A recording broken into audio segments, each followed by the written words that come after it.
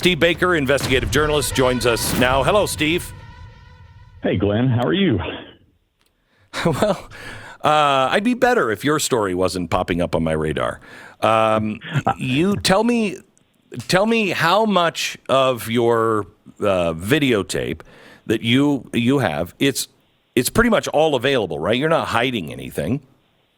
No, I'm not hiding anything at all. I mean, other than the unfortunate video that I took that day where I, filmed my shoelaces at certain points, getting jostled around in the crowd. But other than that, it's pretty much all out on the internet. Right. And when they originally called you a couple of years ago, you said, "Hey, if you need the tape, you want anything, you can have it. I'll turn it over to you." Right? Yeah, that's exactly what happened. I did a 2-hour interview back in October of 21, and then they threatened me with prosecution in November of 21. And then after that initial threat, we didn't hear from them again for 20 months. And that happened on this past Friday. And what was it exactly that they were threatening you with? Prosecution for what?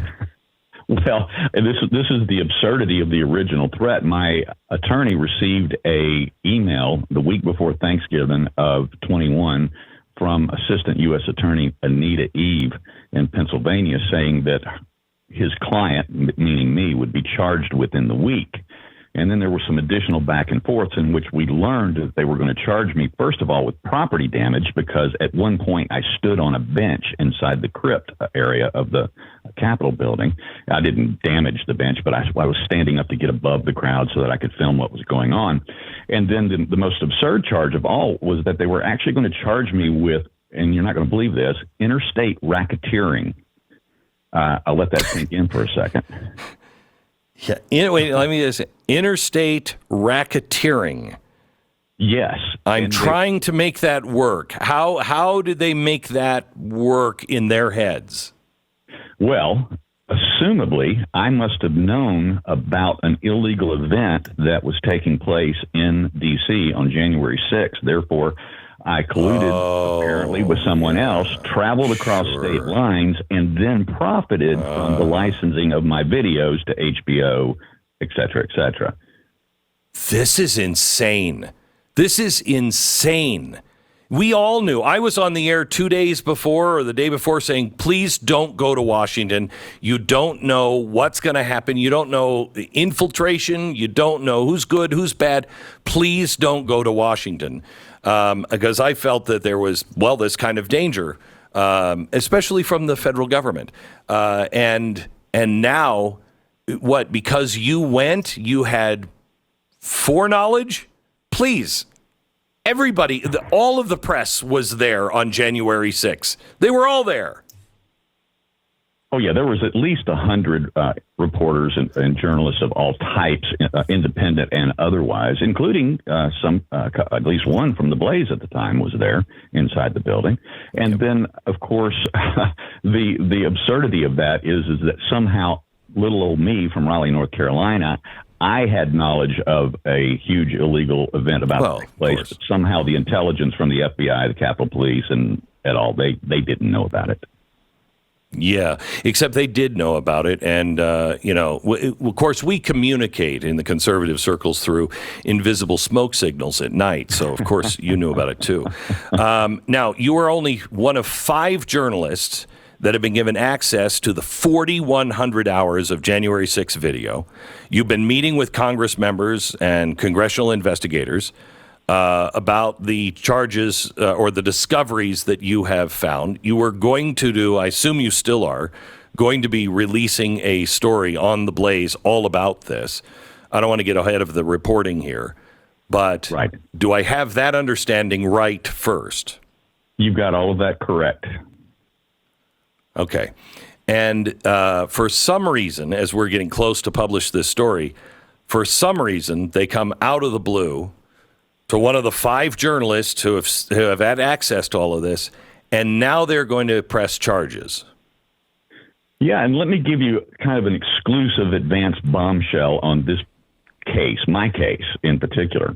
I mentioned earlier that this original effort back in 2021, over 20 months ago, was presented to my attorney from Assistant U.S. Attorney Anita Eve out of Pennsylvania.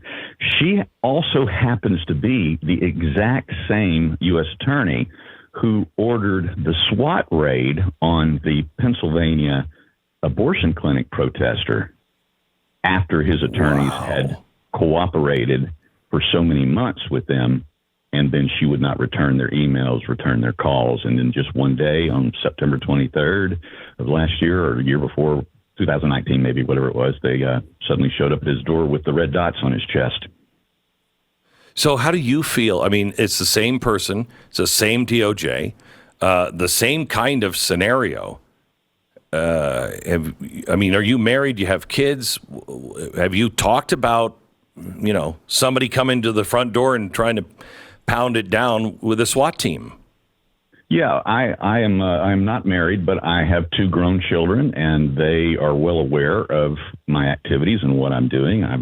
I've forewarned them that this day was potentially coming, and they're proud of me. They're proud of the work that I do, and they're fully supportive of me. So I'm not worried about them and their reactions. But I do have a dog with a loud mouth, so obviously I'm concerned that if the red dots come through my bedroom window at 6 o'clock in the morning, that we've seen how they treat dogs that bark at them. So what does your attorney say?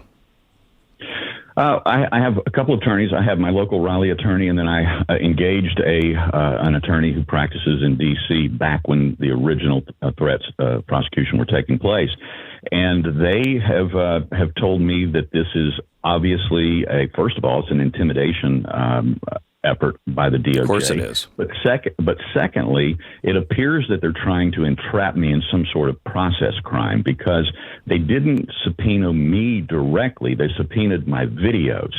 And so whatever it is that they're looking for is what I think is that they're going to try and build a case of some sort of obstruction of justice, something like that, if they find missing elements or things don't line up with all of my stories for the last 2.5 years, that sort of thing.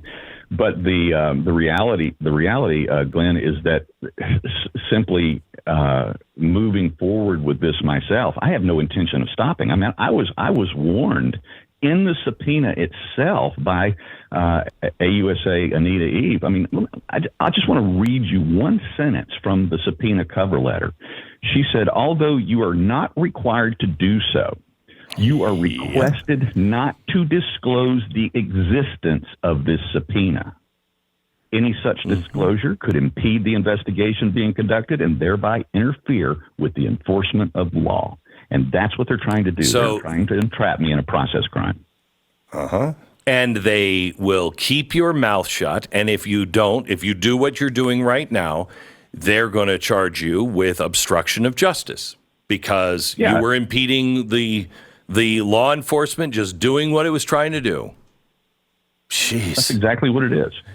And the worst aspect of all of these January 6 cases, and this is the thing that I've been warning America about through my own podcast and blog and et cetera, is I've been saying all along that the most dangerous aspect of nearly all of these J6 cases is the Department of Justice focus on speech and the limiting of speech. And it doesn't matter whether you're a parading grandma through the Capitol or it was the scary words of an Oath Keeper leader, which, by the way, had nothing to do with January 6th. It's those words that are being used to establish these incredibly ominous precedents in hundreds and hundreds of federal court cases against political expression by those who deign to think, act, speak against the approved narrative. Well, you're not alone. Soon I will be sharing some things that I've seen a letter very similar to that. In fact, had that exact paragraph in it. And my family is being targeted, and it will not stand. It will not stand. And when we are ready to expose, we will. Same with you. Thank God you are brave enough to do this. A man who will not go gently into the good night. A man who is being threatened now with prosecution because of his January 6th videos, which were nonviolent and been used for HBO, New York Times, the Epic Times. He is one of 5 journalists that have been given access to the 41,000 hours of Capitol footage for January 6th. There's all kinds of things in there, and he was doing a story with The Blaze, and lo and behold, as he's getting ready to release this, he's subpoenaed. His tapes are subpoenaed, and he is threatened with prosecution. Steve, can you give us a little hint of what you've found? And also, can you tell us, do you think that this is because of your ongoing work in being one of the 5 that have seen all of these videotapes, or is it just a coincidence? Well, it would be easy to get conspiratorial about it because the timing is absurd and it's obviously suspicious. But in terms of what I've found, and I do believe that they are aware of what I'm looking at, because I have been working directly not only with actual congressional investigators. I've been working with the Oversight Project investigators from the Heritage Foundation after the discoveries that I've made. I felt like that it was important that I not keep this to myself as being the sole person with this information. So I've read about 10 people including obviously the Blaze, into this particular story. But it all began for me when I began to watch the courtroom proceedings themselves. I was actually there every single day of the first Oath Keepers trial for 9 weeks, and I was in the media room at the courthouse covering that event. And then what I learned was, and this was, I wouldn't say it was shocking to me, but it was definitely stark. And that was that I was seeing the Department of Justice and the FBI colluding in creating evidence that didn't exist out of whole cloth, and then also, of course, suppressing exculpatory evidence that should have been allowed into those trials.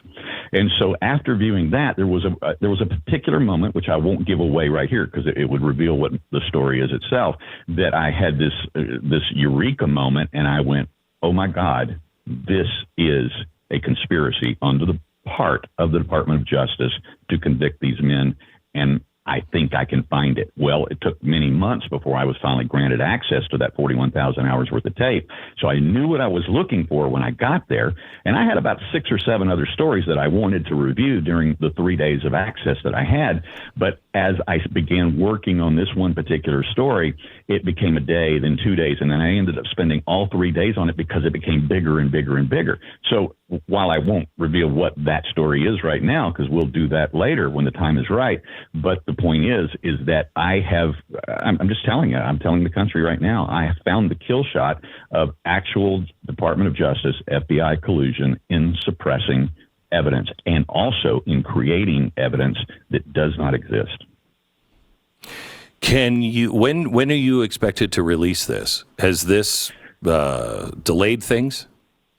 No, the only delay that we're facing right now is that the McCarthy team there at the House offices where these videos are archived and presented, they've hit the pause button on access. I need about 2 more days in there to tighten it up, button it up, make sure that there's no loose ends. And then I have been told that I will have first shot back into the video room once they issue a press release on their new media guidelines, policies, and procedures, because the mainstream media coalition, New York Times, Politico, et cetera, yes, sued the government for access because of the exclusive stories that Tucker was given access to at the time. So correct. In response to that, they've had to create this new policy where they're going to grant everyone access, and that I have been promised by those congressional staffers that I'm going to be first in. That was supposed to be today, but that policy still has not been released yet. Andrew, I'm anxious to see what you have. Keep digging, continue to stand. We will pray for you and your family. Keep us up to speed on what's happening to you personally, and we will look for your story with the Blaze, hopefully very soon.